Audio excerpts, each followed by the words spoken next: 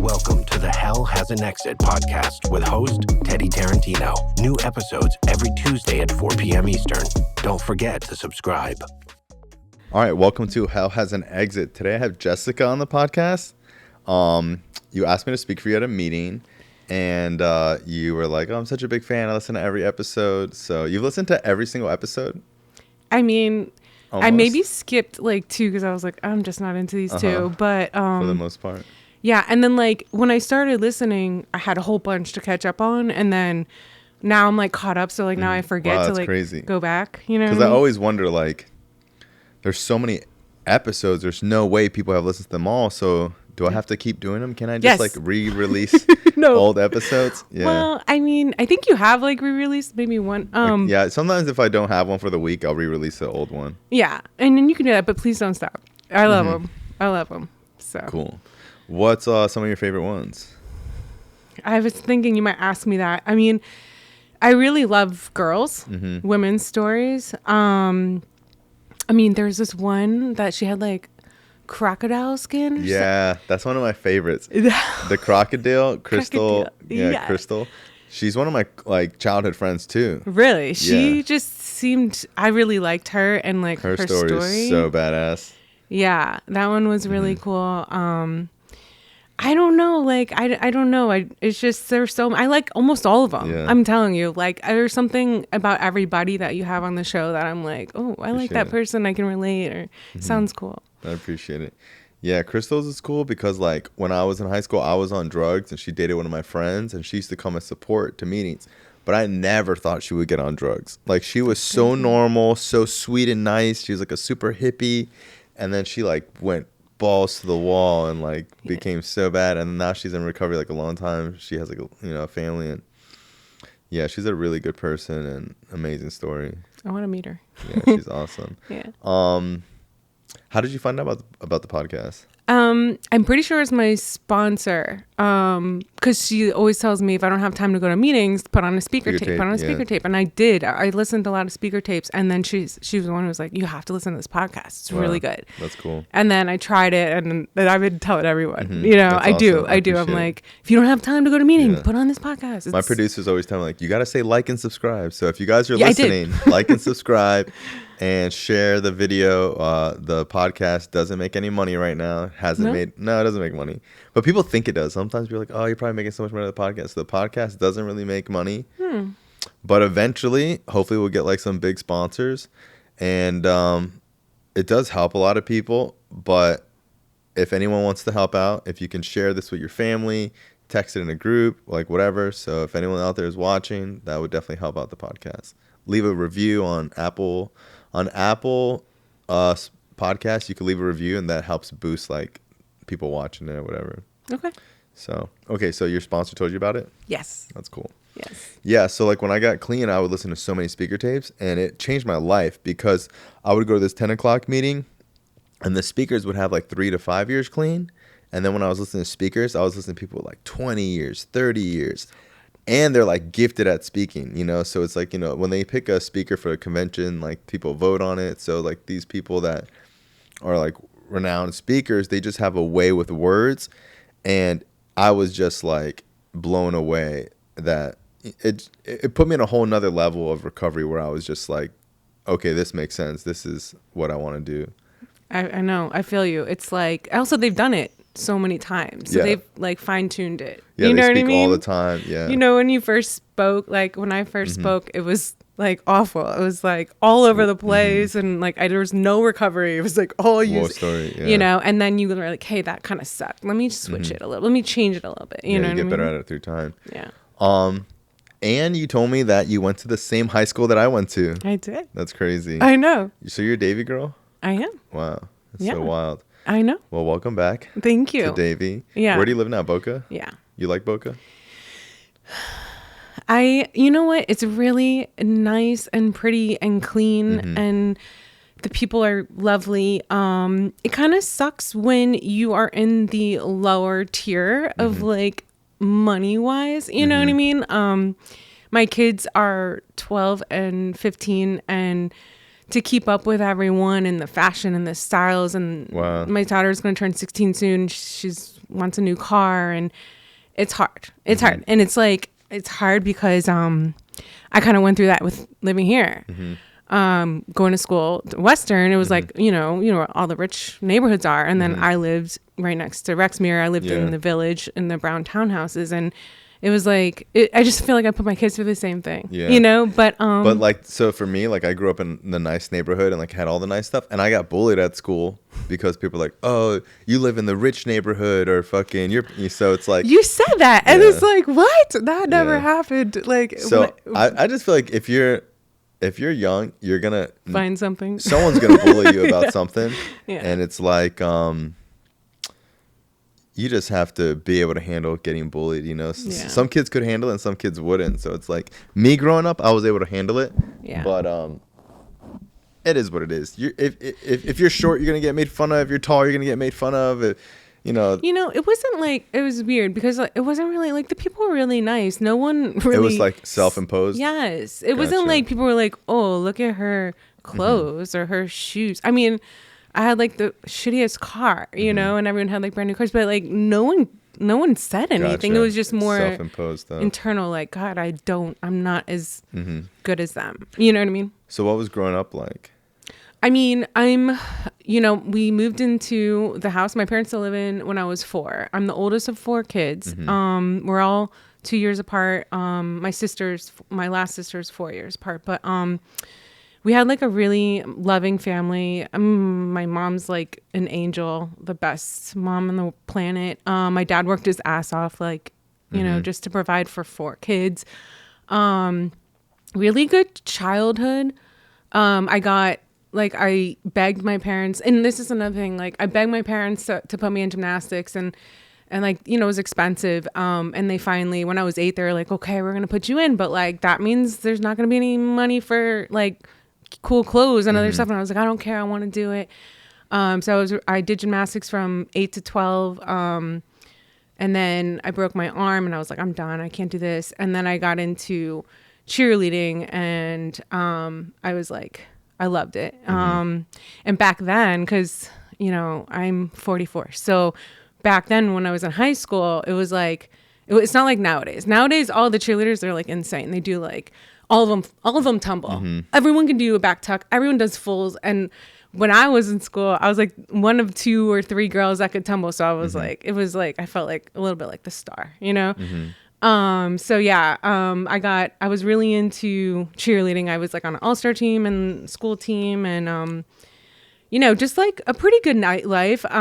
I'd say like, I've always been very shy, like since a little kid, through, beginning of college probably, but, like just extremely shy. I learned early on, like if, you know, like it's better just not to talk, because if I talk and say something stupid, then everyone's gonna like make fun of me and stuff. So like I was very quiet and shy. But the cheerleading helped, you know. I mean, it's hard to be a cheerleader and like, you know, people recognize you know you have to like sell these stupid ribbons. I don't know if they did that when you were there, but I had to sell this stuff and I had to ask people to like do this and that.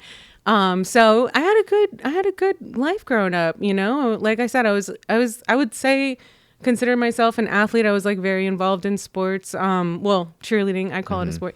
Cheerleading and gymnastics. And you know, my dad, he worked a lot, so he wasn't exactly around all the time, but he was a good dad. He was so funny. He was a good dad. My mom was there with us all the time. Yeah, so like just normal. I'm the only addict, you know. I mean, my brothers and sisters they never had any issues with anything. My mom, dad, they don't even drink. They don't smoke, you know, like nothing. So it was just me. You know, I think being the oldest, my mom was like a little bit more strict with me with like the rules and stuff. So like when I went to college, it was like, wait, what? I went to FSU. I went there and I was like, wait, I can do whatever I want. Yeah, it's kind of interesting how like for 4 years you have like a curfew and like you know whatever, and then like right then you're off to do whatever you want. Yeah. Like I mean, I call my mom like once a week, check in, you know what I mean? But like it was like the freedom. Like my mom was like very strict growing up. Like we didn't have soda. We didn't have like any sugar cereals. She was like, just, try to be like healthy and stuff. And I went to college. I like bought like 12 packs of Coke. Like I would have Coke for breakfast, lunch, and dinner. Wow. I'd have like, all the Lucky Charms, like every morning, it's just like went crazy on everything, food, candy, and then drugs, like I had tried, like I had smoked weed, and back then it was roofies in high school. I had taken roofies and like for proms and dances and stuff, and like I dabbled here and there, but it was like mostly just weed. I smoked a lot of weed. But when I went to college was when I got introduced to like everything, and like I said, like that freedom, and coming from this place of like, I'm still a very anxious person, like, I mean, all the time. It's annoying. But coming from this place of being shy, insecure, anxious all the time, and then like trying these drugs, and it was like, I felt like confident, and I could go out on the dance floor and dance and like go up to a guy and like talk to him, and I loved it. You know what I mean? I honestly, like, I loved it. And when I was a freshman at FSU, it was like, I mean, what was popular then, really popular, was ecstasy. And there was this club, what was it called?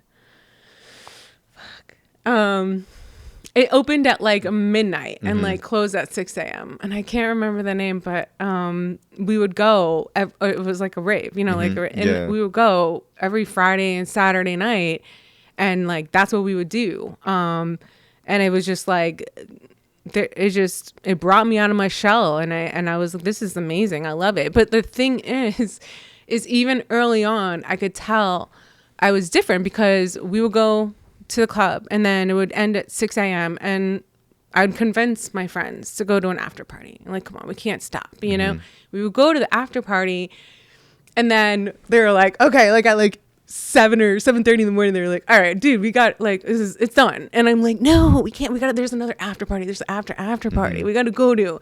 And like, I would find like one or two other drug addicts to go with me to the after party. And it was just like, I never wanted to stop.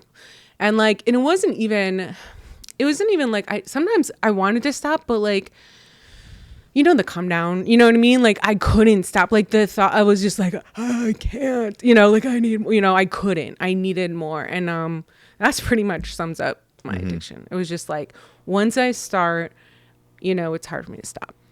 What happened after, or what happened at like the end of college? Like, oh yeah. So like college, it was like, I got through like my freshman year is probably, I did a lot of acid, mushrooms, ecstasy, meth, like any, you know what I mean? Whatever I try anything once. Right. But like at the same time, I got like straight A's my freshman year. I got like an extra scholarship for it. And I say that I was up so much that I just did my work. I mean, I also cheered for FSU. Like, so my freshman year, I tried out for the football cheerleading team, but it was only co-ed, and I've always been a little bit thicker. Let's just say, I'll be nice, healthy. So I didn't make the football team cheerleading squad my freshman year, but I did try out for like it's like a competition team. So I was on the competition team my freshman year and my sophomore year. And then my junior year, I said, I don't want to do this anymore. And I just did a bunch of drugs. And then my senior year, they brought back the all-girl team at FSU. So I tried out for the all-girl team. And I hadn't done anything for like a year. And I was literally like doing acid and doing all this crazy shit. And I was like, let me just try out. So I tried out, and I made it as an alternate. I was so excited. I couldn't believe it. And then this one girl broke her ankle like right before the first game. So I moved up and I was on the team. So I even like cheered for Florida State, like my senior year. And like, so I got through college, like, I guess I had enough discipline to, like put it in check. Right.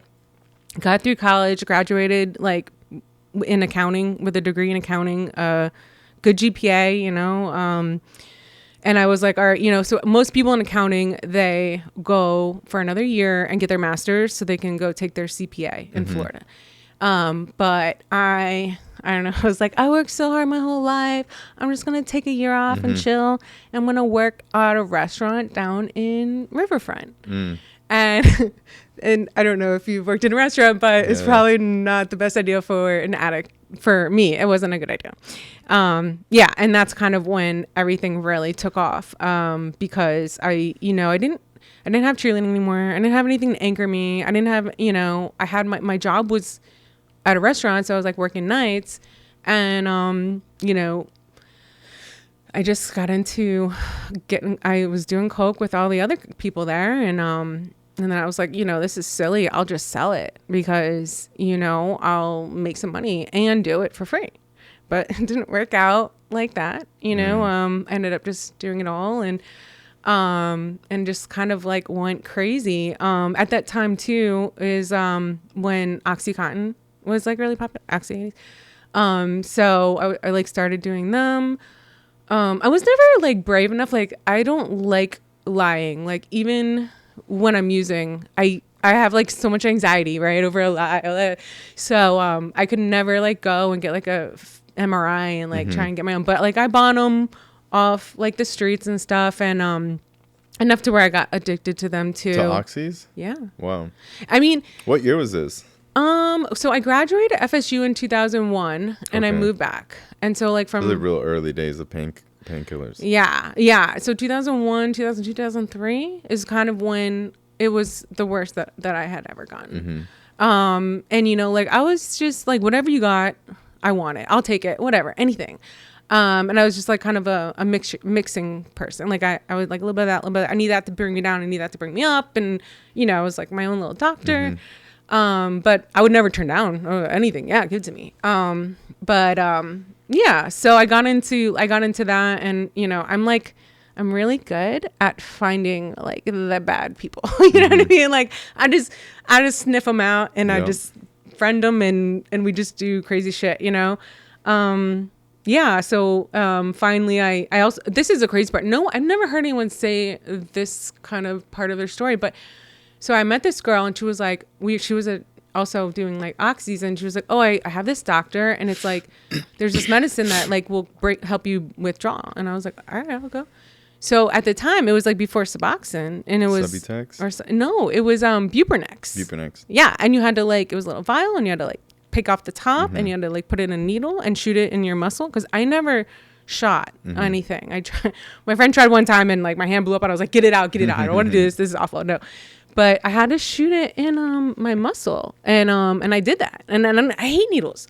You know what I mean? But I did it, and I was addicted to like it's like if you think about Subutex or whatever, or Suboxone, or it's like after a certain amount it doesn't work anymore, right? It's like stupid, and I would like just do more just to do it. You know what I mean? Like 16 shots a day, like, and like, wow, what? There's no point. Doesn't even do it. Yeah. No, but it was just, there's something in me that the ritual. Yes, the ritual, and I don't know. It's just weird. So, anyways, it got really bad. Just my life was crazy. I was just living with one boyfriend to the next boyfriend. Like I remember this. I like had dated somebody, like I don't know if I stole somebody away from a girl. I don't know what I did. I pissed some girl off because of her ex-boyfriend. I got with her ex-boyfriend or her current boyfriend, and then became whatever. I broke someone. I don't know what I did. Something bad. I don't remember all the shit I did. You know what I mean? But yeah, she wrote like bitch and like whore on my car. Like she keyed it, and I was like, well, I could get it fixed, or I could like buy drugs. And I was like, I'd rather. So you drove around like that? I drove around like that. Wow. Finally, after like a couple of months, my parents were like, Jess, we're gonna fix your car. This is embarrassing. And I was like, all right, whatever. I don't care. Like I didn't care.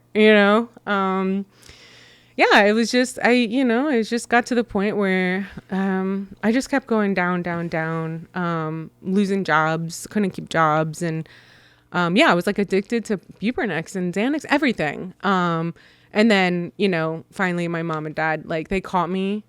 Well, I started smoking crack, and that brought me down like real fast, real quick, and And my dad found that in my car, and he was like, Jess, what are you doing? And they were like, please, you have to go get treatment. And I've been a few times, like 3 or 4, I think 4, technically 4. And I've never wanted to go. Every time I'm like fighting it, please, I don't need it. I'm good. Just, I'll chill out a little bit. But every time I go, I actually do well and I get better, at least for a little while. You know what I mean? So they convinced me to go to treatment. And like when I do stuff, it's like I'm kind of like extreme, right? Like I like jumped all in and I was like, all right, let me do, if I'm going to do this, I'm going to do it. And I was like, wow, this is pretty cool. You know what I mean? Like, I mean, I was at the point where, you know, I couldn't even, like, my boyfriend would be like, oh, let's go downtown. And I'd be like, I can't go anywhere without Coke. Like, I'm too tired. Like, I just, you know what I mean? I couldn't do anything, you know? Substance. Yeah. So, like, the first day, like, you know, after you detox and you wake up and you're like, you don't need anything just to get out of bed and, like, be a person. And it's like, wow, this is actually, like, pretty freeing. You know what I mean? And I started having, like, little fantasy dreams in my head of like me like shooting a basket on a team. Like I never played basketball in my life, but just like these stupid little fantasies of like me doing like cool things and like feeling proud of myself or like getting people to be like, oh, she's cool. And it was like little like glimpses of hope and I went with it. I moved into Awakenings in Boca and at that time it was really cool back then. It was probably like around 2003 or 4. And there was a lot of people in Boca, like in that area, and the meetings were full. You know what I mean? And I jumped right in, and I got in, and you know, I had relapse a few times. You know, I'd have some time and then relapse, and then go to detox, come back to halfway, and do it again. The longest I got back then, when I was like 23 or 24, it was 11 months, and then. I actually met my husband. I met him like just before I relapsed. And it was funny because he was like, I met him and then I dog sat for these people and they had like doggy Vicodin and I ended up like taking all of them. Well, I left him one. I know I left him one in case like he really needed it before. And I think he had like Xanax too. It was awful. And I just relapsed. And then like the next day I like my current husband, he had called me to like hang out.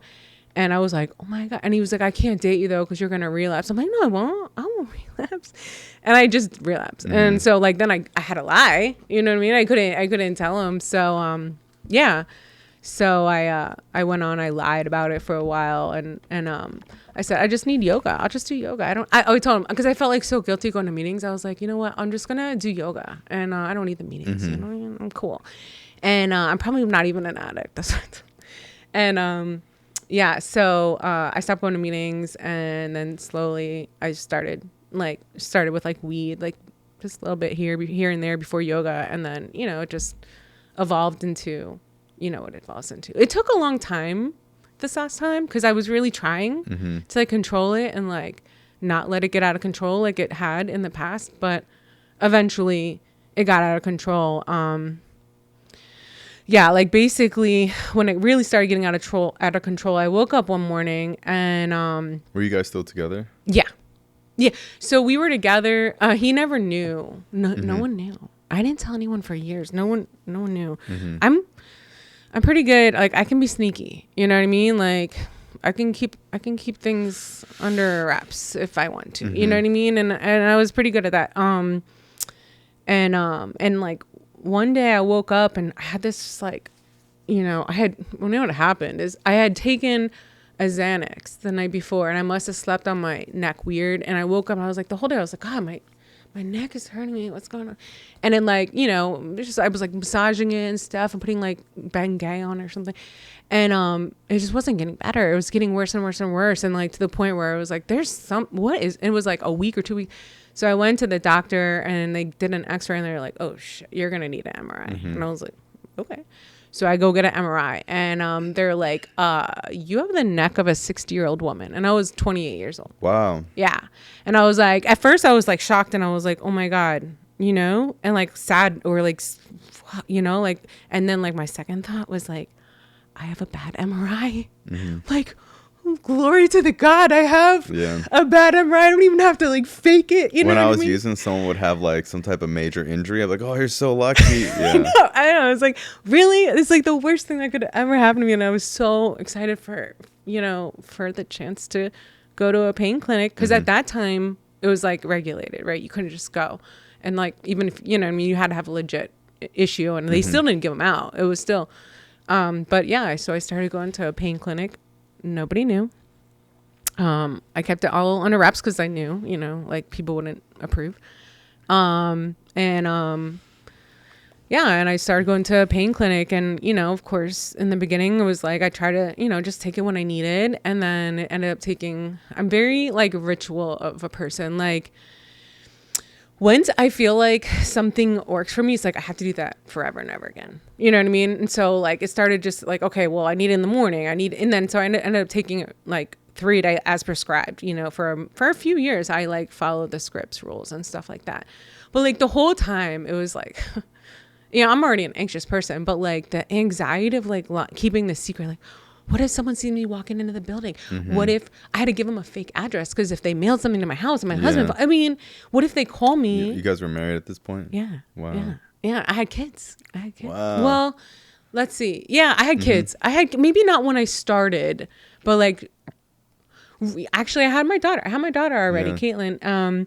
I had her, and then it was like a year or two later is like when I started, you know what I mean? And it was like it was slow, but like towards the end I had 2 kids, and I was like keeping the secret, and like my son would be playing with my phone, and I'd be like nervous that they would call for my appointment. I was just so fucking stressful, you know what I mean? Every time I would come, they'd verify my address, and I'd have to remember what address I gave them. Like, so stupid. And it obviously it got to the point where it was like, you know, it wasn't enough, and I needed to go out to the streets. And I met a girl, and because I didn't have access. I mean, I was older at this time, you know, I was like, you know, I got clean at this time 38. So I was like 30, 34, 35. And like, I don't know anyone anymore. Like, I'm a mom. Like, I don't. So of course I found someone, and she got me access to stuff, and it just took off. I mean, I went back. I started doing all the things, you know. It was like I needed, you know, it was like I needed something to bring me up, and then I need something strong to bring me down. It was just all the things, you know. And I got to the point where towards the end, I was sitting by myself outside. I would put my kids to bed. My husband would go to bed. I would go sit outside my front door and smoke cigarettes and like play solitaire, like by myself for like hours. And I would like sit in my son's room, cause, you know, like just sit by myself, like, I don't know, doing stupid shit. But like no one wanted to be around me because I was like whack job, you know what I mean? But I mean, like only when I went out, like when I would do coke or anything, you know, crazy like that. But yeah, and it just got like really, really sad and depressing. And but I was okay with it. I was like, well, you know, if they find out, I guess they'll probably take my kids from me, and I'll just get like court ordered supervised visits, and that'll be my life, you know. I'll figure it out, whatever I gotta do. Like, I need these things. I need these pain pills. That's for sure. I can't survive without these. So I'm not going, you know, I can't quit. So yeah, finally they finally caught on to what everyone, my mom, my dad, my husband, everybody kind of like finally figured it out, and they like confronted me, and I went to treatment. And this was right before I got clean this time. And yeah, I fought it like tooth and nail, because I was like, I need my pain pills. Like, I have legitimate issues. Like, I have real pain, and I did have pain. I'm not, you know what I mean? I wasn't like 100% lying. But they're like, Jess, just give it a shot. Just try it. They're not going to let you be in pain. And if you are, then we'll figure it out. Like, you know what I mean? We'll just give it a shot. And so I did. And again, I was like, the doctors and the detox were like, I'm like, I don't know what you're going to do, because I'm in pain. And they're like, all right, listen to us. We're going to try something. We're the doctors, you know. We're going to give you ibuprofen 800 Flexerol, which is a muscle relaxer, and gabapentin for nerve pain, which is what I had. And I was like, all right, I'll try it, but I don't think it's going to work. And like, it worked. And like, I actually felt less pain than when I was taking the painkillers all the time. You know what I mean? And that right there was like, it was like eye opening. I was like, shit, like, I don't know everything. You know, like, I always think, I know better than doctors or whatever, anybody, you know what I mean? And it's like, shit, like, I was wrong. You know what I mean? And ever since then, like my first 9 months this time around, I did it differently. Like, but other times I was in recovery, like, came out of treatment and tried the rooms and stuff. I would like pick what I wanted to do. Like, I'm shy. So getting a sponsor was always like difficult and I didn't like it. And I would get one, but I wouldn't call. And you know what I mean? I didn't do the steps and I picked what I wanted to do. Right. This time I was like, you know what, since maybe I should give it like a shot 100% like they're telling me. And I did. I got a sponsor.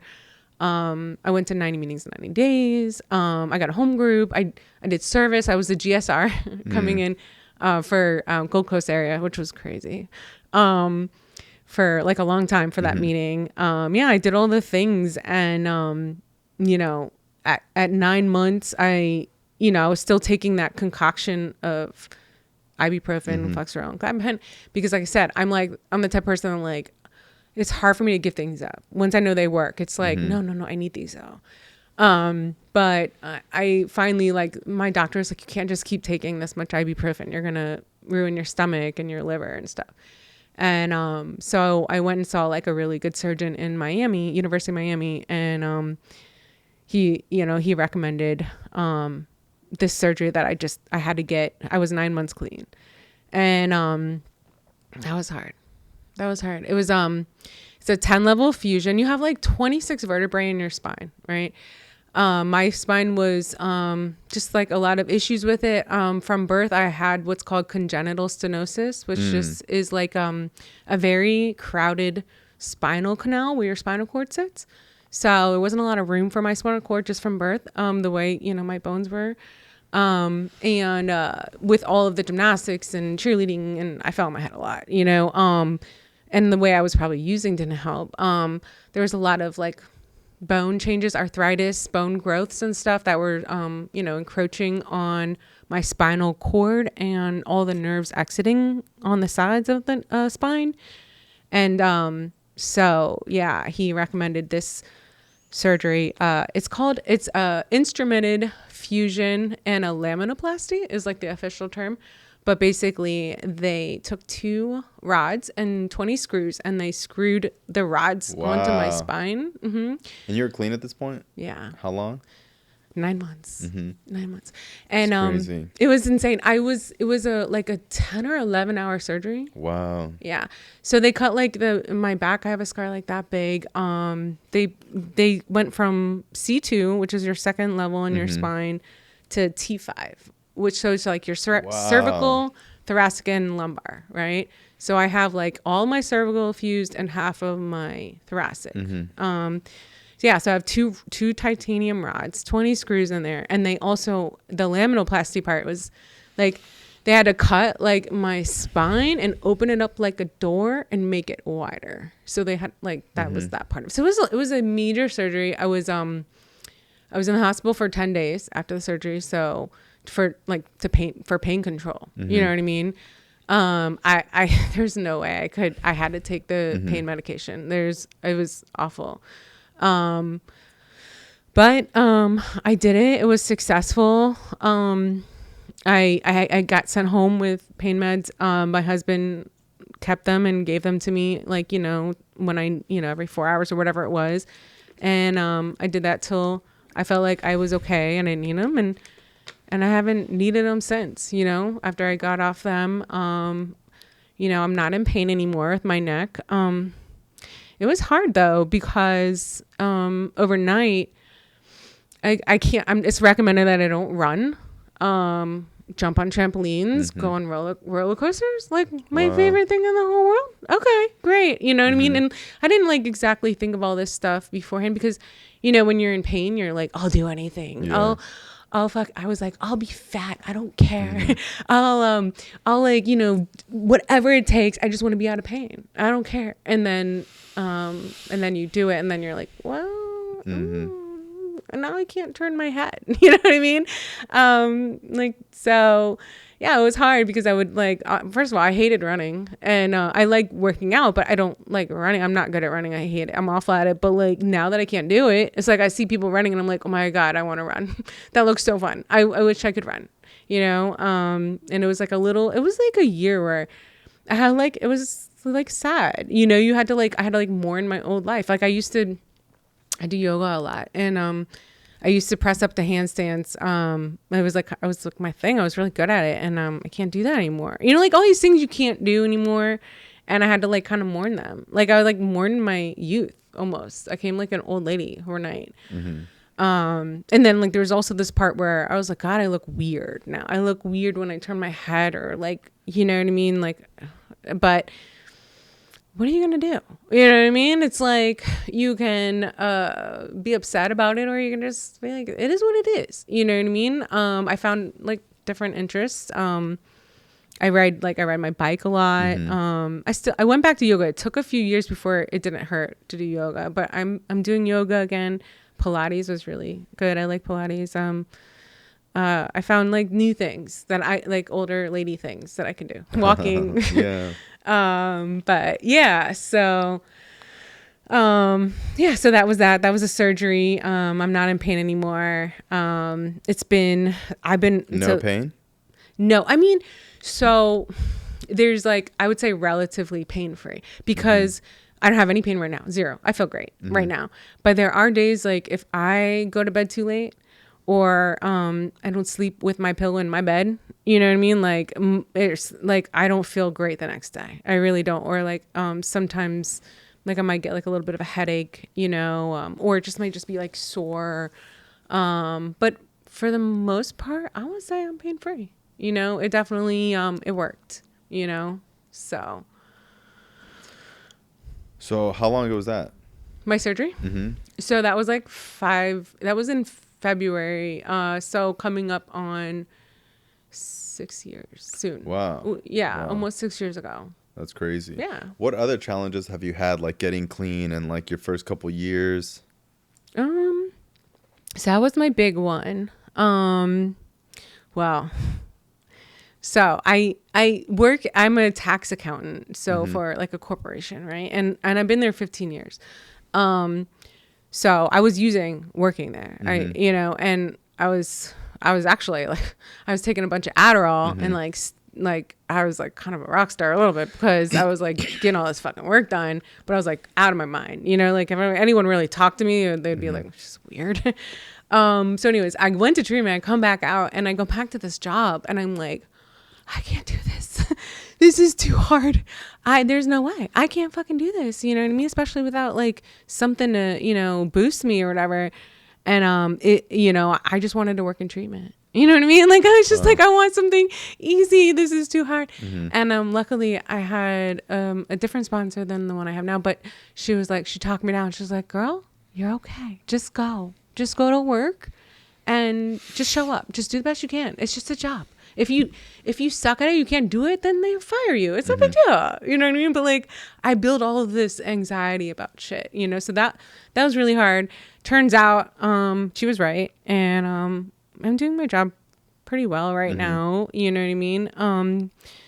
The other struggles, it's just, like I said, I have the 2 kids, and, it's just a lot. It's a lot to do all the things that you're supposed to do, right? Like meetings and service. And my kids are both in 2 different sports. So I have to take them all over and work full time and do good at my job, and Christmas presents, and, you know, eat healthy. Like, you know, I mean, it's just all of the things that, you know, it's just expected of a mom. And then, you know, on top of that, it's like, oh yeah, but like your recovery's first. You know what I mean? Like put that first, you know, and work on steps and this and that. So yeah, that's been hard. I'd say, in my life. Other than that, I feel like it's been pretty good. Nice. Yeah. Awesome. Yeah. I mean, like the greatest thing is like, I'm okay. because I remember before I got clean, and I remember I called my mom and I was like, Mom, this is too hard. I can't do this life. Like, I don't know how everyone else is doing this. Like, I just can't do this. And it's not like any of the struggles changed from when I was using to when I was clean. But like now I like know the tools to like talk myself down. Like, Jess, you're okay. This is just a feeling. It's going to pass. You know what I mean? You're going to wake up tomorrow. You're going to feel different. So yeah, I mean, it's just, life's hard. And I mean, I'm not just saying just for moms or anything, like everyone has stuff, so. What has sponsorship been like for you? I love my sponsor. She's so funny. So yeah, I got her, it's funny because when I came back after, like I had been in the rooms and stuff and I'd been out for so long. And then I was like a 38-year-old woman. Went and got clean, came back to the rooms. I didn't know anyone anymore. Like I knew a few people here and there, and thank God I called them and they said, come to this meeting. It's a good meeting. But I was so scared walking back into those rooms. You know what I mean? I just felt so scared. So I walked in, I picked up my white, and she like stood up and she started was like, whoa, like cool. Cheering on, like so loud. And I was like, oh my God, she's so sweet. And she said, come here, sit next to me. Come, and like introduced me to all her friends and stuff. And I was like, me being shy, like I gravitate towards people that are like outgoing like that. You know what I mean? And she was just, I just love that about her. I was like, I want to be more like that. You know what I mean? And it's been a really amazing journey. It's funny because, even though she's kind of like loud and confident and I'm shy and like I'm not really quiet, but like if I don't know you, I'm quiet. But like we're so much alike and we like go through so many of the same struggles that it's like, oh, it's so crazy. Like that, God put us together for a reason because everything I have talked to her about that I've been going through in my life, she has kind of gone through, and it's weird almost like, but thank God because, she's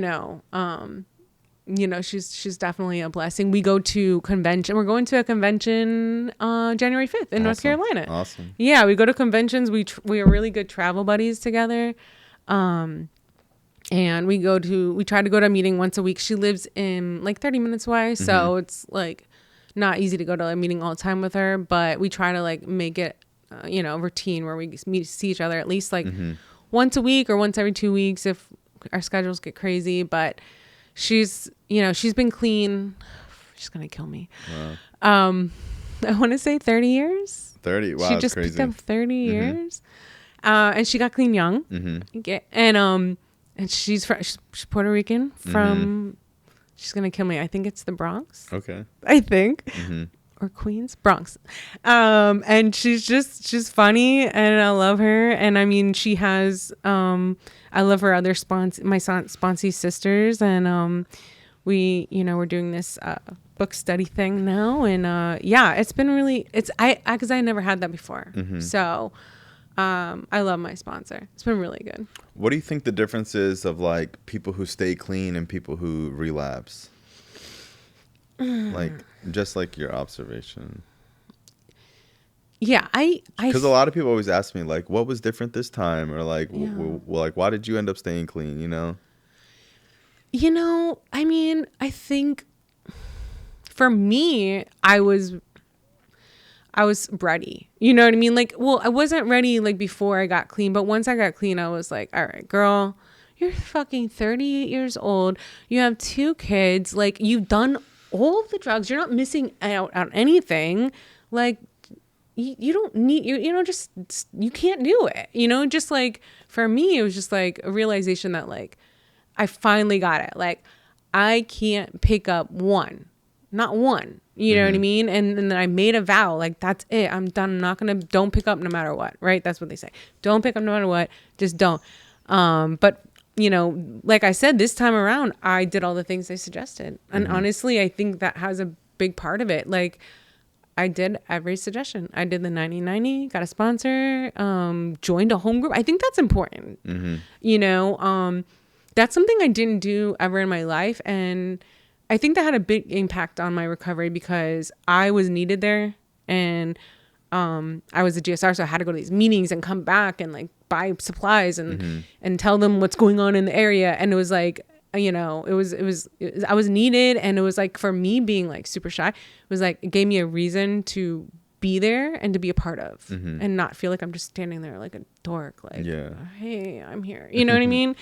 Yeah, so, it makes you feel like you're a part of something as opposed to like just like watching it, you know? Yes. Or like do they really want me here kind of thing? You know what I mean? Like, it's probably my deepest, darkest fear is like, do they really even want me here? You know what I mean? Like, am I annoying? Yeah.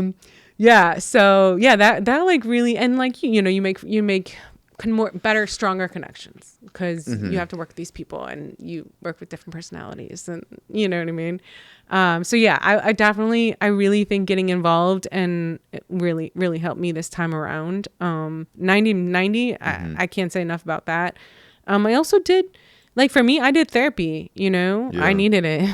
I needed it because like my brain will just go crazy in my head, and I needed to learn how to talk it down.